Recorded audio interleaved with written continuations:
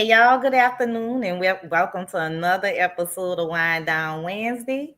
And tonight, guys, grab a good glass of wine because we're going to rehatch Katrina 20 years later. Tonight, we're going to talk about, just the resilience and survival and loss of the people of New Orleans, and how it affected our lives. So we're just going to have a conversation about that tonight.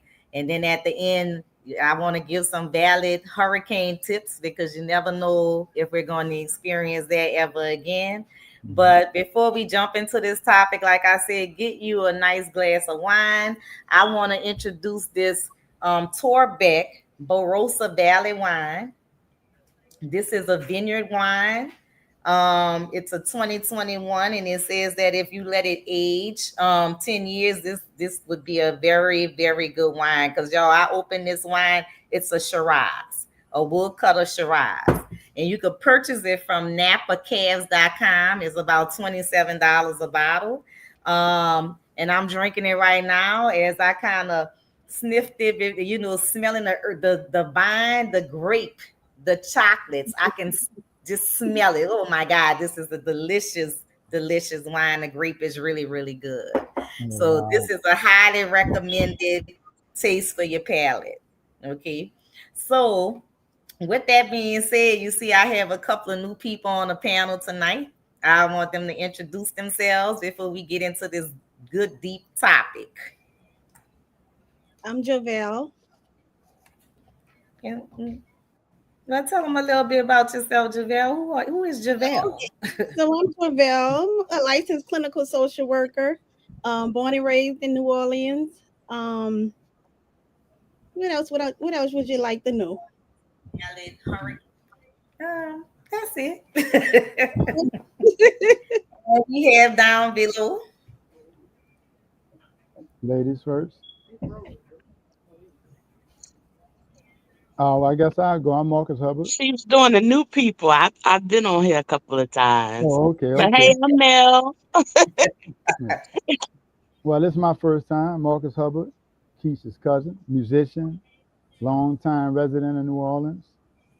Been out of there since '05. I left after Katrina, so I'm one of the ones that left and didn't make my way back, but I'm back and forth all the time because, like I said, I'm a full-time musician, and New Orleans is always going to be my home. So, okay, y'all. So with that being said, I just want to put something out there. Facebook, for some reason, is not really, I don't know what it's doing, but it's only showing for me. And I tried to fix it. I don't know what's going on.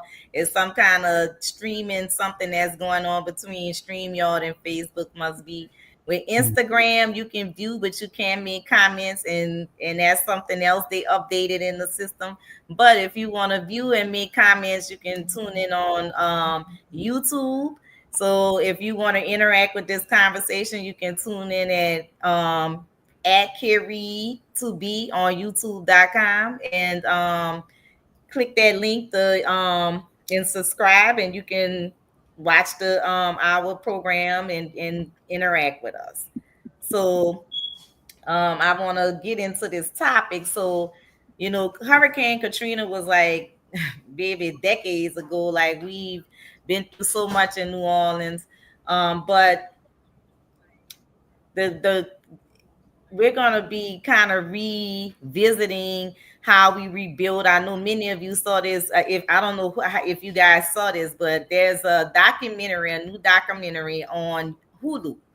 And the documentary is Katrina 20 years later. And when I watched it, I was really triggered by this particular documentary because this documentary kind of went into different aspects of what happened in the aftermath of Katrina. So it really showed like the disparities and how they literally neglected the people in New Orleans. Like, they just literally neglected us. And then as the hurricane hit, and we were dispersed all over the world voluntarily and involuntarily after this storm. the thing to call us refugees when I'm a United States citizen and my Exactly. people have plumaged pilgrimage into this United States of America, you Built have this the nerve country. and the audacity to address us as refugees, and they Refugees. never apologized to that. Over the years, I just was waiting on them to come back and say, you know what, y'all, we sorry for calling y'all refugees. But what Right. they do in the aftermath of everything, New Orleans wasn't good enough with just the African Americans and being, redneck and said it during that time. This was a chocolate city. Mm-hmm.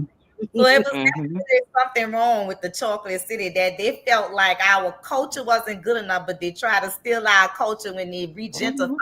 us. And they don't think that our culture was already flavored by the people in New Orleans, that they had to come in and sprinkle sugar on what we already had seasoning all on, Our and it was culture is the made best of the best very, anyway. very well. That's why So they want to destroy it. so so the thing is, you can never replicate what we already had. Right. And I just want us to keep in mind as we constantly, and I know a lot of people talk about, oh, y'all rehashing that. We don't want to talk about that. This needs to be talked about because in Absolutely. actuality, it's contributing to the genocide of African Americans and people of color who are living in low income neighborhoods. Absolutely. Mm-hmm. You're still living with the facts of things that happened then. The Yes. Right. mindset of the people who are still in control and Yeah. power at the Capitol, that mindset is the same about Yeah. the hell with that black city. You Yeah, understand? Even though that the hell black with the black. city puts all the money into this red state. Mm-hmm. You understand? So that's the reality of it. Yeah. I watched that show and when I watched that doc, it had me in tears. I'm always on the soapbox about how this country hates African American, but watching that and just seeing it, it it it it touched my spirit to be sitting in the because I'm from Birmingham, Alabama. Mm-hmm. So to be sitting in this city and watching that, I couldn't help but be in tears and feeling like I felt it on me. And just knowing when I I was telling you guys I was working at the hospital overnight and I was getting those phone calls of people looking for their loved ones. Mm-hmm. And then just me sitting there, 20 some years old, and seeing how it happened right then and there, I was telling my family, I said, if anything ever happens, we know our government is not going to help us. We are on our own. That's what made me in my 20s have a come to, mindset of understanding. They don't got us. They do not. And we have to be prepared and come together to protect and serve ourselves. Yeah, definitely. I That's what I got out of it. I always heard of different stories about Katrina. I got out early. I got out the Friday before, and I was in Houston. But just watching it on the news, you can see it was bad just watching it on TV. Yes, it was. So, Mm-hmm. so Mm-hmm. once I sat down and watched the documentary, and really started seeing boots on the ground how it looked, that made it even worse. Like you just realized, like how could something that like that even happen in the United States? It don't take. Mm-hmm. We can get to anywhere in the world in less than hours. But for some Mm-hmm. reason, I don't know. That was really the tragedy about Katrina. The hurricane hit, that was one thing, and people getting stuck at the Superdome was one thing. But it was the amount of time it took for the relief to come. If people would have been stuck at the Superdome for a day, we wouldn't even be talking about Katrina like it was. But for Absolutely. people to be stuck Absolutely. there, what, 4, 5 days, it's like we It's can almost get a week. anywhere. We can get anywhere in less than an hour with the military, and it's like Mm-hmm. in the documentary, you're seeing a lot of people coming and going, and it's like, okay, the military is coming in, news people are coming in, CNN is coming in. How are we not figuring out how to get these people out?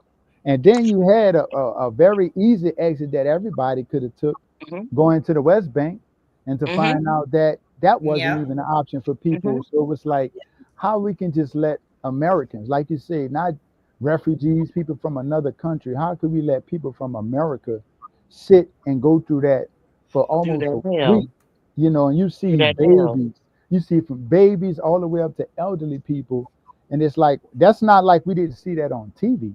We were able to see Hmm. the convention center on TV, and for that not to spark, something for people to come, like you say, you could have got up to West Bank. If you'd have got Hmm. people to La Place, they would have been all right.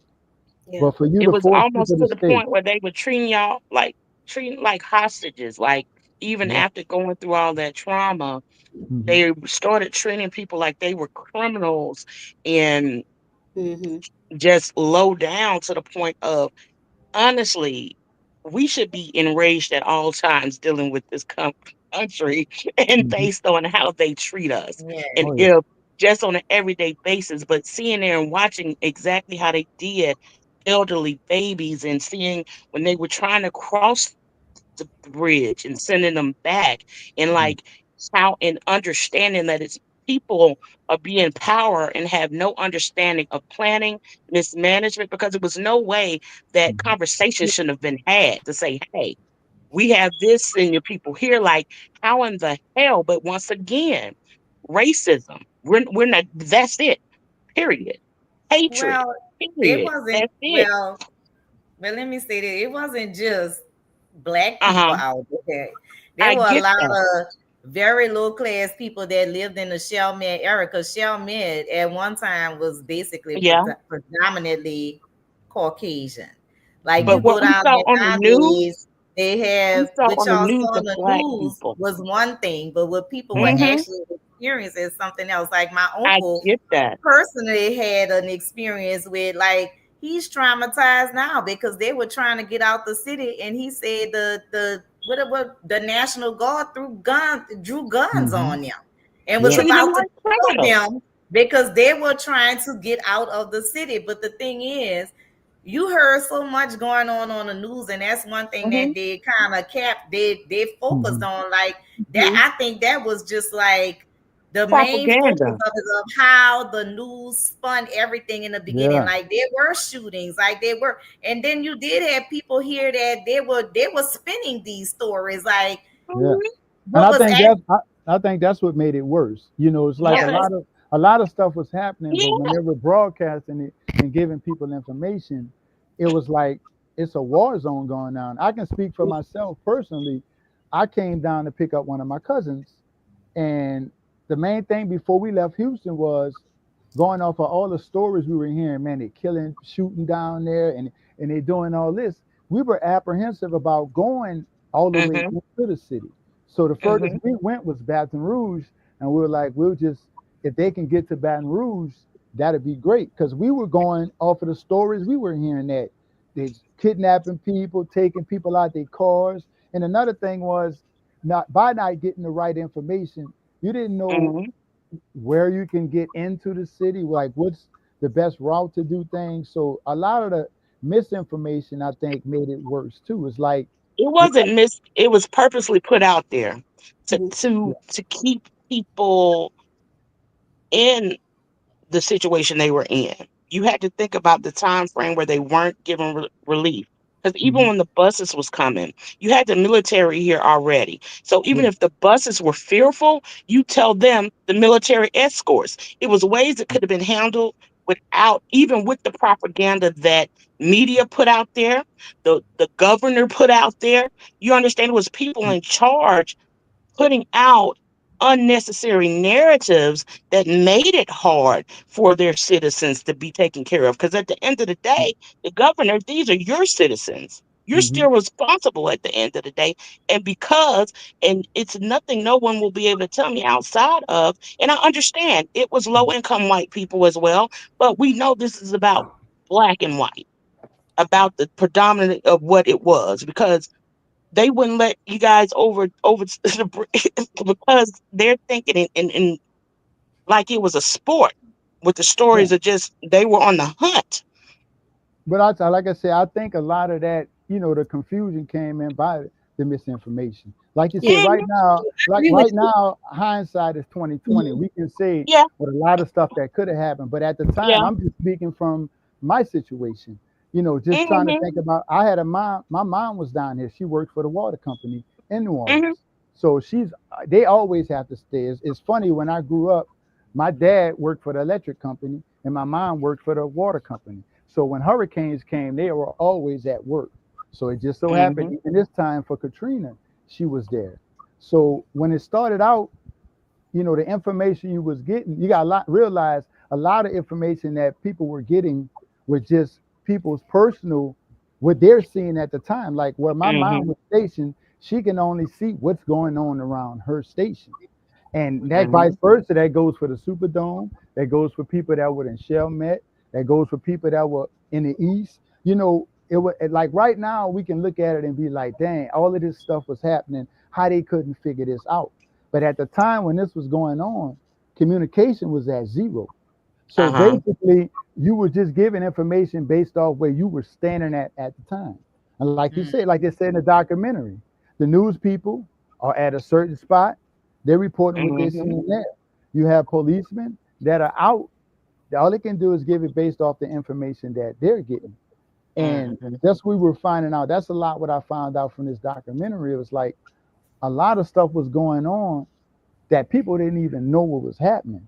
Now, granted, Mhm. as an official in the Mhm. military and the mayor and the governor, yeah, you're supposed to Uh-huh. figure out a way to figure that out. Exactly. But I can understand how information ain't being transferred as fast as we might think it could be, you mm-hmm. know. So, like I say, I understand it's definitely frustrating on from the point of feeling like, man, how could that happen? Like I said, my main thing was just like, okay, the first day I understand. Second day, what's going on? Fourth day is like now, like you said, now you got to start thinking like, is this intentional? Like I said, I understand that, but Mm-hmm. being in that, it's kind of hard to say what information really was being transferred. Like for the police chief to believe that his daughter was getting raped, that means Yeah. he's not even getting information Mm-hmm. like 100% accurate. So it was like a lot of people probably just was destroying things around, and everybody was trying to decipher between what's true and what's false, and that's how you can kind of base how to act on it. But I think a lot of it was just wrong information was being exchanged and people was just working off of wrong information. Mm-hmm. Mhm. And the real thing is, like my friend who was at the Superdome. I mean, she came home. Her like they hadn't eaten in days or slept in days. She said because they were watching their backs because they couldn't sleep. And her Mhm. brother developed delirium, and they had to take him straight to the hospital when they kind of took him out of here. She told me they had Mhm. people out there committing suicide because they didn't think they was gonna make it. She said they had so many dead bodies laying around. I came home. I started coming home like when they were letting people in the city. So I Hmm. Mhm. had first I started off in Memphis. Then me and my three kids. Then I drove. Me and my mama. We drove from Memphis to Huber Heights, Ohio. I was so depressed because Lord, I'm like, I don't want to stay in no damn Ohio. I got to get back down to Louisiana where I know I'm from. And then it started getting baby. And October 1st, it started getting cold. I needed a coat. I knew it was time to bring my ass back down south. I'm not used to that kind of weather. So Mhm. I get home, and my sister came home. She worked. She's a dialysis tech at the time for some place in West Vigo. So they give them trailers. So Tyra said, y'all could come stay in my trailer. Baby, if you don't know what a coffin feel like, all you gotta do is sleep in a trailer bed. That must be with a coffin. If you sleeping in a coffin, because I was catching claustrophobia in that. You could smell the formaldehyde from the gas from the thing, the air conditioning going. I said I can't take it. So like now they got the people from the West Bank. They're coming back home because now they lights and everything back on. It's damn near running across the river. So now I come Hmm. home. I lived with my friend Alicia for about a week or two because I work for American Cancer Society. So I came back home. They said, "Oh, come back to the office." So now I gotta drive from the West Bank all the way to Baton Rouge. I said, "Oh no, this ain't gonna work for me." So I said, "I'm going to Texas." So I wind up in Katy, Texas, with my sisters. They said, oh, Hmm. they're giving you a voucher. I get a voucher. The people from American Cancer Society, they call me every day talking about when you're going back, when you need to find an office. Like, we tired of paying your ass and you ain't working. You got to Hmm. get in the office. So Right. go to also now I'm in some little town in Texas. I can't think of the name of it. It's across they got a lake, a beach out there. Find me so Mhm. I go get a voucher. I get the go get the apartment. First day I'm moving in, the girl comes. She said, "Baby, don't move in these apartments. They breaking in your house. They beat up women in here and everything." I told Myron, I said, "Come on, Myron and Naja, that's good." We got back in the car. I told her, I said, "I'm not staying in here. Texarkana. That's a is it Texarkana? I think that's the name of the little town over there."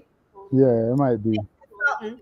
So then we go back. So now I find an apartment on the highway closer to Houston. So now I'm in the office. So I'm driving to work.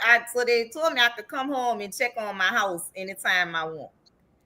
So the first time I came home, I could still see the dead bodies on the bridge Mm. as I'm going Mm. across the bridge. Because like if you go certain, it's only certain ways you could kind of like maneuver in the city. Uh-huh. So I'm coming from the West Bank because I slept by my sister and she wed West Weagle Wagaman somewhere. So as I'm coming across the river, I still see the dead bodies and blankets whatever they done wrapped them in, they're still out there. Now I'm triggered and Mm. trauma again because I'm visualizing the babies and the mamas and my people on the bridge. And this is the residue is still there from this. I get to Hmm. my house, then my neighborhood is dead. I'm the only one in the house, in the block, in the neighborhood. So that was dangerous. I couldn't do that no more. Slept in my house. I didn't have no lights. When I tell you it was pitch black in this city, baby, it was pitch black, like you was living in the slavery times. There no lights, no street lights, no nothing. So every Friday I was coming home just to check on my house and clean up. So the people in Houston said, "Why you keep on going home? Ain't nothing there. You might as well stay here." I'm like, "Excuse me, I'm going back to my house. I got a house. I got a life in New Orleans." They say ain't no life in New Orleans no more. New Orleans is gone. I said that's Mm. lies you tell. So when I decided I wanted to come back home, I came back home. You know, them people wrote me up. And I got home. I got a disciplinary action because I was coming home every Friday to check on my house. And the corporate people told me I could do that. Hmm. Low How you down. check me up? Mhm. So I'm like, this some bullshit. So that was my life in Katrina, and then because I didn't have a whole lot of damage. I didn't have water or anything like that. Just hearing the stories and trying to reconnect with people. It delayed my graduation time because I was supposed to graduate from SUNY at one point. I graduated a whole um different time. So when did you leave, Javelle? When did you leave? I think we left that Friday when I think we left that Friday and then we headed I think we headed to I wanna say Alabama, can't remember. I think it was Alabama. We went there and like everybody else, I was watching it on the news, seeing what was happening. And it just was unbelievable that these people were in survival mode. And like y'all was saying, like the police, the military, everybody was doing their job, but Mhm. everybody else was in survival mode, trying to get food, Mhm. trying to get how, trying to just get to a safe place. And that was overlooked that people were Yeah. in survival mode for food and water. Mhm. Hmm. And they But Basic they needs. allowed them to be in that position. They allowed them to be in that position, and it should never be property over people. But right, yeah. exactly. So they should have been helping them get the food, bring it to the Superdome. But instead of like, putting guns in their faces from looting and Mhm. all kind of criminals and all these things, refugees and all this stuff Mhm. like that the whole humanity part of it was overlooked. Like Gone. all it was gone. These people are in survival mode. So that's the part that was just like it was just unbelievable that it had And they it, always do that to it people of color. They always do that. They right, always do that. Change the right, fact of people trying to survive in situations. Right. and mark them as criminals instead of Exactly. people in need, you Right. Yeah, know. like you say, you just realize, like the stories I heard, like you say, the first day, everybody was cool. They understand that Hmm. okay, the lights out. Even when the water started rising, everybody figured, okay, this just temporary. You know, Yeah. I've heard stories of grills being set up on the interstate, people serving people food. It was basically, I was told, people were telling me you can just walk up to someone on a grill and just ask for something, they're giving Hmm. it to you. But like you say, once it start getting to 2 or 3 days, now you're in survival mode. The food is You're in disappearing. dire need. It's Yeah. like now you start asking the question, how long are we going to be out here? Because I'm cool with being out here one day, 2 days max. But now when you start not knowing how long you're going to be out there, now it's like everybody start trying to get into, I got to figure out how to get out of here and how I'm going to survive for the next few days. Yeah. And like you said, a lot of times people were just trying to survive, but they made them look like they were out doing mischievous things and trying to take over the city. You know, I heard all that in the documentary, and I was like, you know, what I've heard from it, the people weren't like that. You know what I'm saying? Like you said, you had a Absolutely. lot of things that you heard rumor wise that happened in the Superdome, but you know, the way they made it sound as if, you know, like you say, they need to bring the military in and get control of the city. And I'm like, I don't think people were out there trying to fight the military and fight the police and do all of this stuff. They were just staying where the only place they could stand. Like you said, the people sitting in front of the convention center, they had nowhere else to go. So of course you're gonna just sit out there and start getting frustrated. People are gonna start fussing. And then like, you know, I can just speak from being in Houston. You be hearing, well, they doing this now, so go here. You're doing this now, go here. Go and you start hearing all that, then after a while you start realizing what's true. Because I went Yeah. here when they told me this, that didn't happen. I went here, Hmm. they told me the buses was coming this day, didn't happen. They told me it was coming this day. Now you get to the point you ain't believing nothing, you know, and then you don't really. That's when the conflict between the police department and all the Hmm. people that there start happening because they feel like they're being lied to every day. So it's like I don't want to listen to you anymore. You know, if nothing, I don't want. I want to see action. I'm tired of hearing y'all telling me this gonna happen and this gonna happen. Absolutely. And that can happen anywhere. You know, if you get It, told it, something so many times and it keeps coming becoming not true, after a while you're gonna stop believing and you're gonna start figuring out your own way out. Mm-hmm. you go from conditions of at a home, flooded home that you don't know if you're gonna live or die, and you're thinking, oh, they say go to the Superdome, Hmm. and you're going to be safe, and things are going to be handled properly. And then you get so you have that hope, and then you get there, and then you see day after day, and then they send military. So once again, you're thinking help. You're Hmm. thinking military's coming there for to get some things done, but then no, they start treating you like you haven't just went through what the hell you just went through. They treating you like you're a criminal. Hmm. So I People. know to this day, people are still dealing with trauma from being there, experiencing that, their family dealing with that. And the Hmm. fact that how it was handled is unacceptable because what if something like, what are the plans now? What Yeah. we are not on people's asses like we need to be to make sure things don't happen. And my thing is, those are our tax dollars. We Hmm. pay for when shit like this happens that Yeah. no one should ever have to go through nothing like that. And that's the thing they don't speak about either, like the post trauma. You know, they've never put anything in place to deal with the adults that had to go through it, and even the kids that had to go through it. You know, we just got snatched from one city, put into another, and another school system, into a whole nother neighborhood, and they've Hmm. never had time to even sit down and really talk to the people that went through it and just find out how they coping with things. You know, you got people dealing with depression that's been dealing with it since Katrina. Yeah. Mhm, You know, Yeah. mhm. and I that's think one we thing they need to haven't moved into that. It's like the post Katrina. I feel like they've dropped the ball on a lot of things. Mm. Absolutely. They hell yeah. All the goddamn money that came into this city to help people and it didn't go where the hell it's supposed to be. Where the money at? right. Yeah. Hmm. So we have a question. We have somebody, Tiffany talking. She said, "Do you feel like the whole states were welcoming in their immediate response to the resources, or did the Yes. media play a major part in a lack of response to painting the situation?" Yeah, of course. Like we were saying earlier, the media played a major part, Hmm. and the whole cities I think they were coping with us. They were doing the Mm-hmm. best that they could do to cope with us. They were Mm-hmm. doing what they thought was humanly right.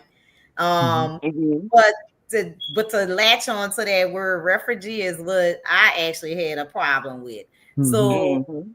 and as far as the Understood. mental health, like one thing I can say about our people, even though they painted a picture of chaos on the news, but when you look at this documentary, the only people that were in chaos were the people who were supposed to be in charge. It's Yeah. like the Hello, people started picking up the trash. The Yeah. people came together and made sure everyone as we ate. The always do. people Mm-hmm. came together and made sure that babies or whatever they could Mm-hmm. get their hands on, so Yeah. these kids could survive and they can thrive. So Mhm.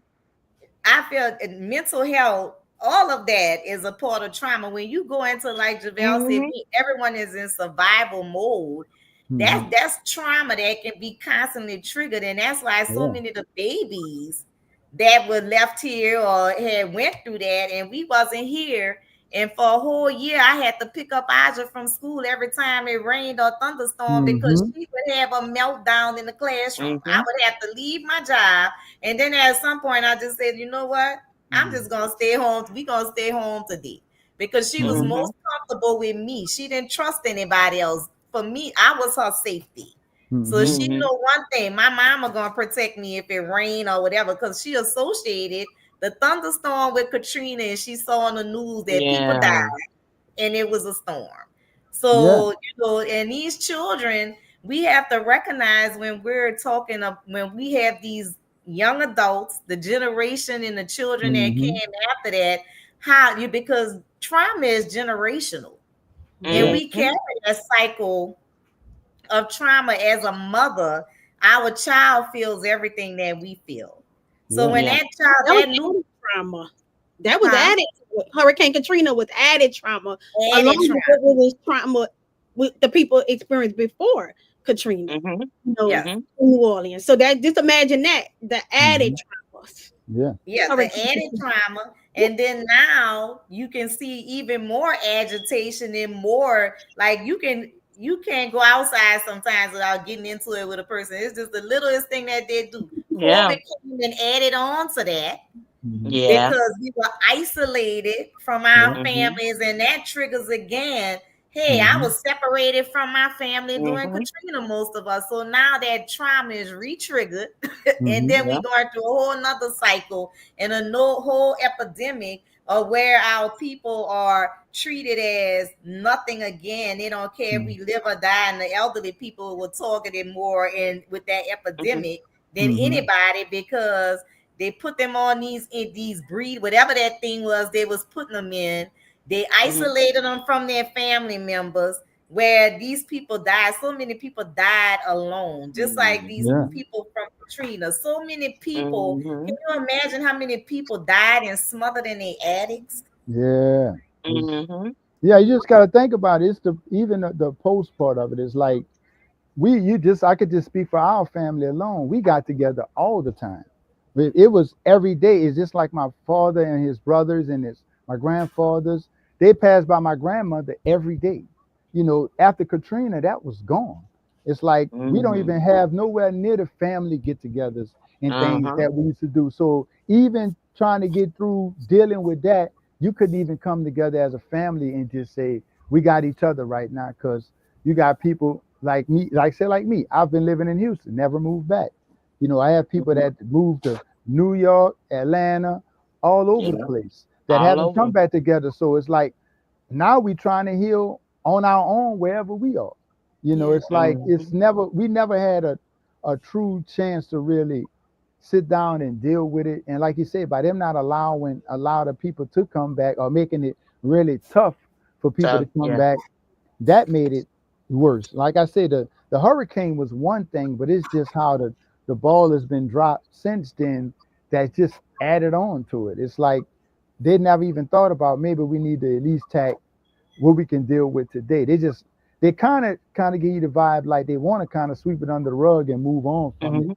and don't even want to discuss it. Like you'll hear that sometime when people that kind of say like, you know, that's been 20 years ago. I understand Get y'all move on. And like you say, you gotta understand everybody's situation was different. Absolutely. We carry trauma. Like you Hmm. said, Keisha, generation, generational. And when you go to the science, like they say genetically, it can be passed down, you know, from not even experiencing something, but from your parents. Like it's a cherry blossom experiment, look if you just to get some details on that. Um that they did, but to show that how genetically trauma can be passed on. So I look at, like I said, I'm not from New Orleans, but I see the culture, the richness of it, the deep roots of it, how New Orleans is built off of strong, powerful people. I know that. I recognize that. I feel that. And I see how so many things are not done properly. I feel, and this is me, I feel like things are purposely done to try to destroy this culture, this city, the people here. That's how I feel. That's just me being here, living here in the past 3 years and experiencing. And like I've lived in New York. Um, I'm the type of person, I'm a people, I don't meet a stranger. So I'm, reach one, teach one, and I talk to children, I talk to the generations under me. And I just kind of get an aspect, and that's the same way I was in Birmingham. I'm in the streets. I'm gonna be around my people because you got to be there to touch and help. You can't just be, you know, outside of it, and to see the different, environments and things that are done here versus Birmingham, it can all be poverty and different things, but there's different things that I see and I recognize. Hmm. So, what do you think are some of the positives of what it brought to like what because I mean I see some positives Right. Mm, because since the hurricane, I think the like many of the cultures that we have, a lot of people came back to preserve those cultures. Like, the Hmm. mm-hmm, Indian culture, they became more recognized after Katrina Hmm. because the first Spike Lee documentary kind of touched on, he did a lot of documentaries that kind of touched mm-hmm. on our culture and why we do the things we do. And even with the second line community, I know Javale, you still with the second line community, so Well, I'm not no longer bug jump with bug jumpers, but I experienced it. So Hmm. I was with the ladybug jumpers. I think maybe like 3 years ago, 4 years ago. So yeah, but I'm no longer second liner, but I'm a part of that. I was a part of that culture at one point. Yeah. Mm-hmm. I yeah. think I think a lot of it made us as New Orleanians realize the culture could be taken away so quick, and it made us appreciate Yeah. it more. I think that's why a lot you see, like the second lines, it's bigger than it's ever been. Being that I'm a musician in the brass band community, I've seen how the levels of engagement from the people have grown. And even from the, like you say, just the knowing about the different things, like the Indian culture was something that was underground. You never really knew about it. But after Katrina, it's like people starting to see, man, let me find out what's really going on in New Orleans, what's some stuff that we almost missed. And even from a standpoint, like when we're traveling as a band, it's like before Katrina, you had a few people that was from New Orleans, but a lot of people were just uh, fans of the city and stuff like that. But now everywhere you go is somebody that was pre-Katrina was living in New Orleans and living outside of New Orleans, and I think it allowed us to show the world the culture up close and personal. You have restaurants all over the world that's opened up from people that migrated from New Orleans after Katrina, and we've brought our Mm-hmm. food, we've brought our music, we've brought a lot of things, and I think it opened the eyes up to the world. Like, man, I hear people talking about this city, but now to see it like this, and I think it helped out. It that was one of the, I wouldn't say helped out. That was one of the positive things that came out of it. It's like for us, like you said, I think we got more appreciative of the culture, realizing that it could be snatched away so fast. And I think now you see more people wearing the badge of I'm from New Orleans on their chest even more now. We used to rep New Orleans back then, but now when we come in a room, we making sure we let everybody know. we from New Orleans. And I, like I say, I'd be glad to see that when I go different places. Yeah, but we always did think we was celebrities down here because we really don't idolize so everybody from New Orleans is a celebrity. That's why I think we are very arrogant people here. We friendly, we Mm-hmm. hospitable, but baby, we are very arrogant. We will go somewhere and rib another culture to the Mm. T, baby. Oh Like, what yeah. is Right. We just got a lot of pride. That's all. We love, like we say it all the time. New Orleans like what they like. We not gonna let nobody change us into liking other things. We grew up on it. We gonna stick with it. If you cook crawfish, we want it the way we've been cooking it in New Orleans. We don't want the different styles they might do, putting the garlic on top and all of that. We want it the way grandma and uncle used to make it. So that's one thing about it. We stick to our culture, and I it? feel like it's even more stronger now after Katrina. Yes, because everywhere on a Monday in New Orleans, y'all know it was for dinner. Oh yeah, gonna have them red beans popping, Right. you know. And like I said, we do that now, and it's like I said, man. Every day I move around, I'm just even more proud to say I'm from New Orleans, even though I was proud before. But it's like I make it my point to let people know I'm from New Orleans. But they can't tell from your accent, cousin. You'd be surprised. I would think so, but a lot of times in Houston, people don't even realize I'm from Houston. I'm gonna say from New Orleans. Hmm. And I see the second line culture has kind of migrated to Houston as well because they have second line bands that have developed out there. They have their own second line clubs out there, Yeah. so that's Yeah, huh? I didn't know that. Oh Yeah. yeah. Yeah, Yeah. Oh yeah. yeah. Okay. They got, Yeah. believe it or not, they got clubs in Houston. They got clubs in Atlanta. They even got a club in New York. It's like I said, that's one thing that came out of it. People that probably was in Ladybug Jumpers moved there. No, they can't come back. So they gonna keep their culture going. You go places, you have a lot of Saints clubs now. Mm. It's just all kind of ways like the New Orleans pride is being shown. And I think a lot more people fell in love with New Orleans. We have more fans now. A lot of people were, feeling our pain. They're real sympathetic to what we went through, and they realized it was a tough experience. And believe it or not, that experience was a first for the country. And a Mm-hmm. lot of stuff was learned after that. A lot of places don't deal with the type of stuff we dealt with because we were the one that the first one y'all did, and y'all realized how y'all screwed up. I don't know if you Yeah. realize it don't take FEMA long to get nowhere no more. No, it doesn't. They Because don't hesitate, oh and yeah, and look, they pay you on time too, three, oh, 4 days.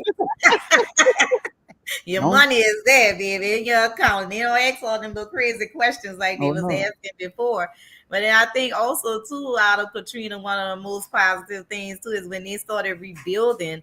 A lot of people took the advantage and became homeowners, yeah, and as they started rebuilding, we had a lot of mm-hmm, African American homeowners. Although it's kind of a little gentrified in certain areas Mhm. that we mm-hmm. kind of know. Like I went on Villeray and somebody said, "Oh, Villeray Street ain't Villeray Street no more." I'm like, Oh "Baby, it's still no, like Villeray Street to me. Y'all ain't gonna fool me because I know they still in the back streets. So they oh might yeah, not be on the street, but they're in we the back street. So it still look the way. And if it still looks like African, a predominantly black neighborhood, they still have a lot of African Americans that live in the neighborhood. I've passed on Frenchman and Iroquois. There's a restaurant on the corner of Frenchman and I'm like, how many restaurants we gonna have in New Orleans? And they always coming with some foo that that don't taste like nothing.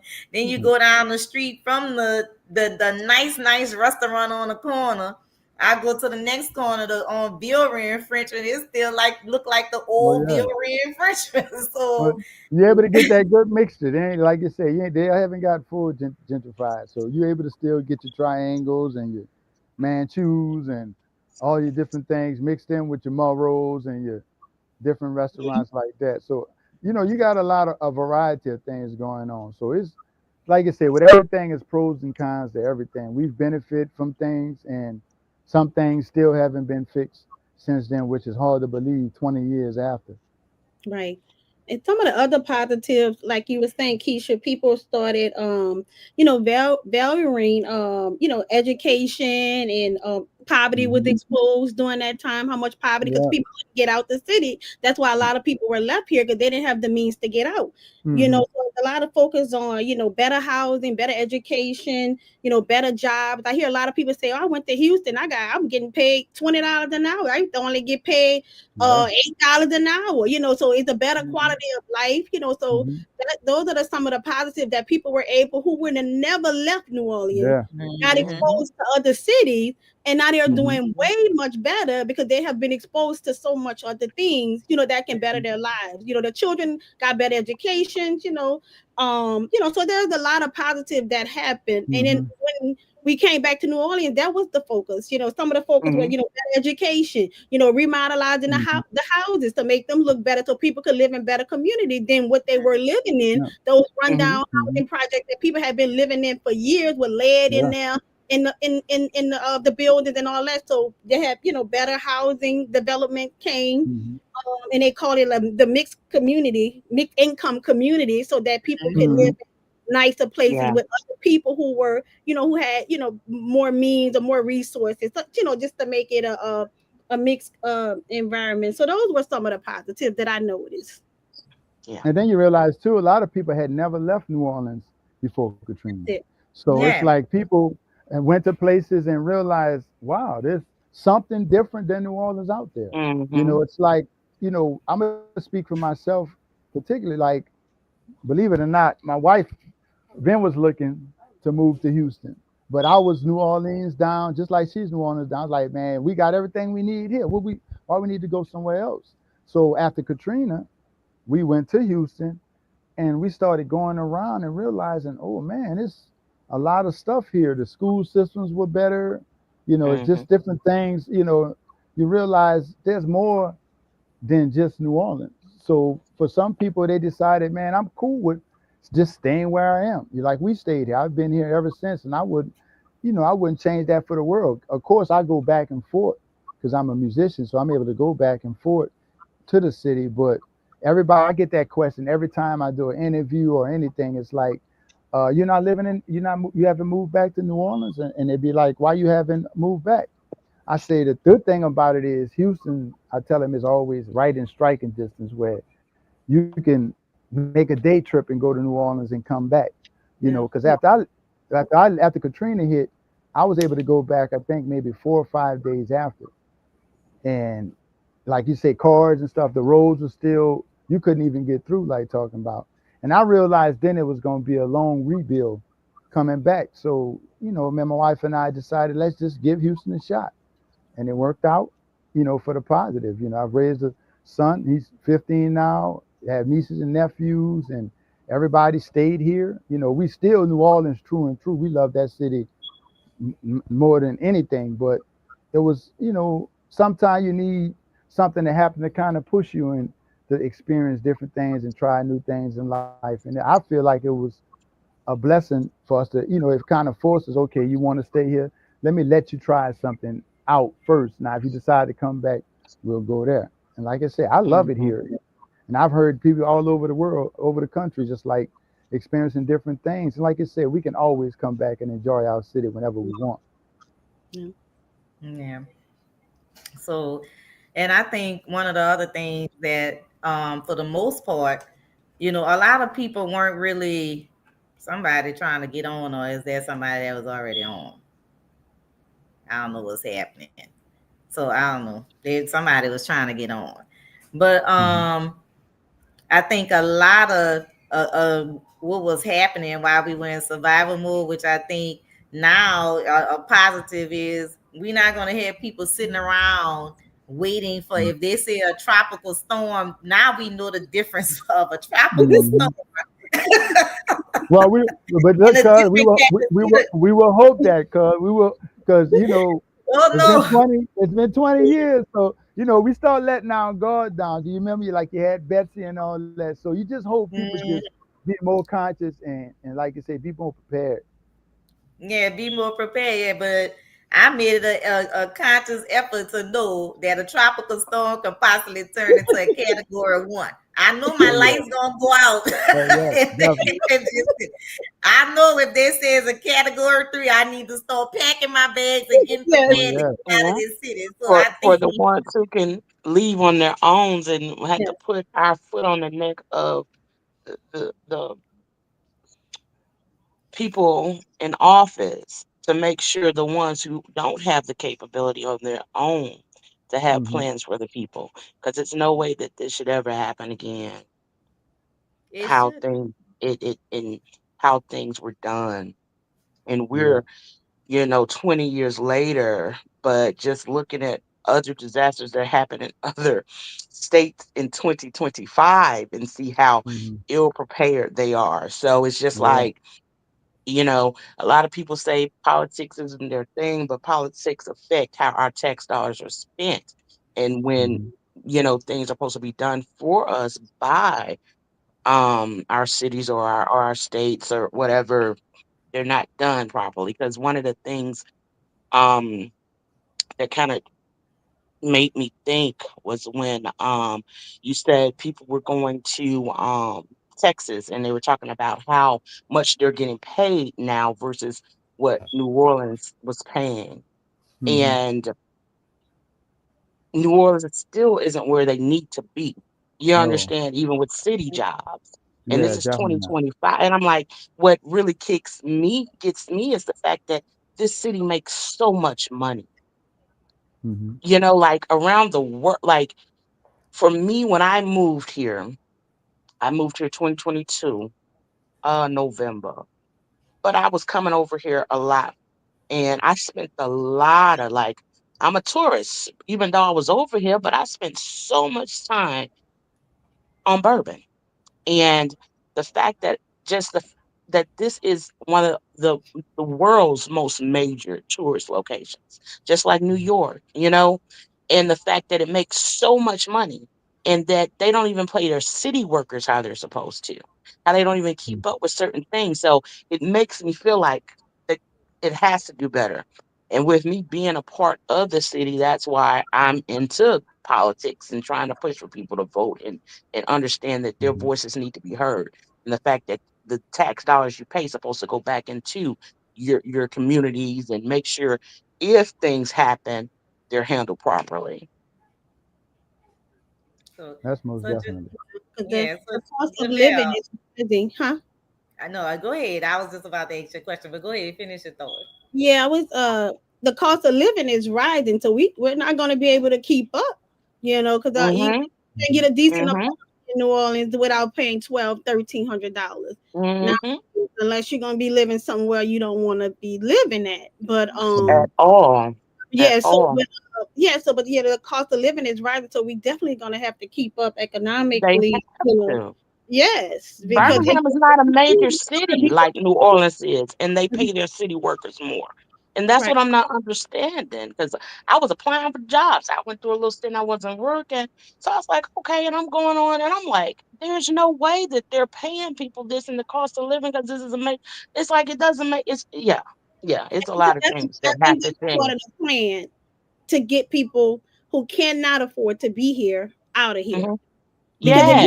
I There you just, go. I just told my dad, I said, if you don't have the resources to get out of here during a hurricane, Hmm. I don't think I wouldn't suggest you live here. Yeah. Hmm. Because you just gotta have the means, and that those are the people who are staying, people who have the resources and the means to get out of the city, during a hurricane, because what we're like 6 feet below, what they say, Hmm. y'all. Level, sea level. Yeah, so we gotta prepare for that. We gotta have the means, the resources to be able to get out the city when the time comes. Yeah, and Hmm. that's one thing. And if that's anything we learned, like you said, we can't depend on nobody Hmm. else to get us out of here. If we can have anywhere we can prepare ourselves and get what we need in place, need to start doing Hmm. that now. Because we see what can happen. You'll be stuck here for 4 days again. Don't think it can't Hmm. happen. Yes. Well, Yeah. 4 days, but it took them a week after what Yeah. was the last hurricane? Ida? Was that Ida? I think Yeah. that was the last one. Mhm. Knock on Hmm. wood. So it took my lights 2 weeks to come on. Come on now. Mhm. Uh, People still didn't have water. Mhm. So it's like the telltale story is there, and like Tiffany is saying, unfortunately, Katrina was a story of the have and the has not, and Yeah. Right. it for me, and it was the study of. I think they're doing a study on the black people to see how long people can survive without food and water. Girl, Yeah. don't put it And like, past them, baby, because did see they said before this happened, they had did a experiment, a plan of how long it would take and what would happen if a cat what five came through New Orleans. Like Hmm. if you watch that documentary, they say that they had did a plan. They did, a simulation to see, to know. But But the they crazy part, plan you hear about that all things the time. and then a year later. But Yeah. if you do Yeah. your research on COVID, a year before COVID, they did the same thing. They did Hmm. a simulation. I think it's called Crimson something. Do you? Because best believe if I speak it, I'm gonna say look it up because you don't gotta believe me. It's Hmm. Crimson, just COVID, Crimson Tide, Crimson something, and you'll see that they did a exact simulation a year before about a airborne, just like, and I'm like, come on now, we know Tuskegee experience, our country don't Hmm. yeah, it's about the mhm. money. Any way they can make money. If you think they won't do it, baby, they already and did it and did worse. Yeah. So Hmm.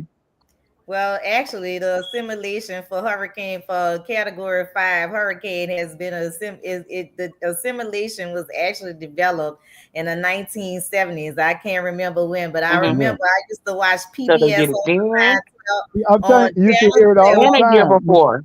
and it Yeah. would show it all the time. If there was ever a Hmm. Category 5 Yeah. storm, this is what's going to happen, and this is Yeah. how the city is going to be submerged. It will come on at least once a week. After I would watch Mhm. Zoom, y'all Yeah. too young. I don't remember that Zoom by Zoom by Zoom. They used to come on. I used to Okay. love that little show. So they started doing it then, and they did updated ones the year before the Katrina. Yeah, Yeah. They did so one now. it's It's just like always you said, been you always heard it, but it's just like every year we get lucky and go by, nothing happen. We like, man, because I'll be honest with you, I wasn't leaving. I was gonna be chilling right at the Hyatt. But thank God for my father-in-law. He said, look, son, let's just take us a little trip to Houston, make it a vacation, a weekend out of it. Now 20 years later, we still on vacation, but you know, I wasn't. I'm telling you, I wasn't going nowhere. So even though I seen all the PBS things and all that, man, I'm like, I didn't been to too many hurricanes in New Orleans, and seemed like it's always a false alarm. hmm You yeah, know. but the story came to life, and we Hmm. got a chance to experience that. That's Yeah. something I don't ever want to experience Oh. ever again in my life. So every Yeah. year I'm in St. Jude lighting the candle, doing the novenas. I don't want to have another hurricane because I can't stay in the room with my mom and be getting up at 5:30 in the morning while she talking to her old friends at 4, 5 o'clock in the morning Oh drinking Lord. coffee. I can't do that. Start talking about my cousin. My cousin, she good people. She gonna get mad when she hear that. But y'all know how it is. Families come together during that time because Oh yeah. Mhm. again, you have to have the means, and at that time, we have to pull together our resources Hmm. because you don't know how long you're gonna be staying in these Yeah. hotels. I mean, Oh yeah. FEMA took a long time before they come through now in a couple of weeks, but Hmm. some of these places don't even honor FEMA. Like if FEMA say don't charge the people, and people you walk out there, you still got a $2,000 bill. Like did FEMA say they paid y'all? No, FEMA ain't gave us no money. It was certain hotels with their line behind. Mhm. But I think for now, I just want to leave on this note because it's almost time for us to go. Like Hurricane Trina is an intricate part of our New Orleans history, if nothing Hmm. else, and a part of our African American history as well, because we Mhm. Yeah. lost so many people during Hmm. that time, Mhm. and so many people that was a part of our culture that contributed Mhm. to our culture. So I just want y'all to be aware, and that's why I decided to do this show, because I wanted to bring awareness to this because it's serious. This is a Hmm. serious matter that can happen tomorrow. We not putting that out there, Lord. Right. Everything gonna be fine. But in reality, this is something that you just never know. You could wake up one morning like Hurricane Katrina, or that Sunday morning, baby. It was beautiful. The birds was flying, the sky Mm-hmm. was blue, it was breezy. The most beautiful day I ever experienced, and then came the storm, the worst storm. And I don't even say Katrina. I put a hand on her damn name, baby. That's Miss Katrina because she Oh, came here. no. She took care of business, baby. She gave you that work. Yeah. So, and we still experiencing that, you know. So, Mm. so Javelle, you have any final things you want to leave us? Says you was. Yes, it cut up. Everybody be prepared, and uh, that's about it. Just be prepared for hurricane season. Have an emergency plan. Um, and that's Hmm. it for me. Yeah. Any final thoughts, Marcus Hubbard? Oh, that's basically the same thing I'm saying. Just be as prepared as possible. Don't base, your preparedness on somebody else being able to help you out or anything. Do as much as you can. I understand everybody's in different financial situations, but it's the little things you can do. Put food aside, just put a little savings aside. If it's just a couple of $100, everything counts because when D-Day come and things happen and it's survival of the fittest, you want to be somewhat prepared, not just going into it as unprepared as a lot of people were for Katrina. So, Mel, anything you've learned from our culture? Because I know you kind of, I'm not gonna call you a migrator because you family now. You've been here for a minute, so like what have you learned from us to become prepared for a hurricane? See, for me, being prepared is always important because I come from a place where tornadoes come. So Hmm. my mind being here, I already have a route to get out. Like I've already because this was a place people always said never move to New Orleans, never move to New Orleans, and here I go moving here. So Hmm. it was me just being aware anyway to make sure to have a game plan in case anything happens, but Hmm. also making sure the people that I am around in my community, you know, are prepared and have, game plans. So, I'm just like, be prepared, be aware, and also knowing history and holding people accountable for if things do happen, because like I Hmm. said, we pay tax dollars for a reason, you know, Yes. so we pay and we deserve more from what we pay. That's just me. Okay. So on that note, guys, we gotta run, and as always, this. I mean, sometimes we can talk for hours, but we don't. An Hmm. hour is all that our attention span can handle at some point. Hmm. So, I just want y'all to be safe out there, and until next Wednesday, y'all be safe. Always have your coping mechanisms intact, and don't forget to tune in next week. I'm trying to fix this StreamYard thing. I might have to get another streaming app, but for now, y'all, YouTube at K Read to be would be the best streaming app that you can stream and watch us live and interact with us. As I said earlier, Facebook and IG, I'm on is KPR Productions LLC. Um, Instagram does not allow you guys to comment, and it shows in my views. It did, but when they updated it, it became another issue. I don't know what happened to the settings. So on that note, I appreciate my lovely guests. Thank you so much for coming on and giving me your time. And with that, good night, y'all. Love and light. Good Everybody night. be safe. All right.